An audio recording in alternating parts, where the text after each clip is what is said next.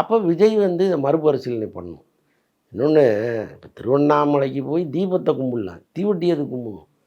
புரியுதா உங்களுக்கு? அதனால் இது தேவையில்லாத ஒரு தொடர்புன்னு தான் நான் பார்க்குறேன்.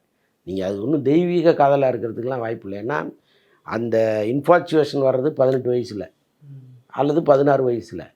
இன்றைக்கி உங்கள் வயசு என்ன? எல்லாத்தையும் ஆராய்ந்து பார்க்குற ஒரு வயசு. இது தேவையா, தேவையில்லையா, அவங்க யார், நம்ம யார், நம்முடைய மனைவி யார், இவ்வளோத்தையும் யோசிக்கணும்ல.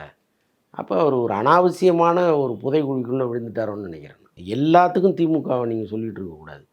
இதில் என்ன பிரச்சனைன்னா, சங்கீதாவை தூண்டிவிட்டதே திமுக தான் பேசுகிறாங்க. அதை நம்ம ஏற்றுக்கவே முடியாது.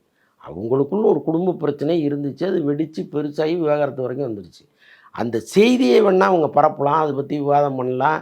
பாருங்கள் உங்கள் தலைவர் இப்படி இருக்கிறாருன்னு அசிங்கப்படுத்தலாம். அது அரசியல் ரீதியானது.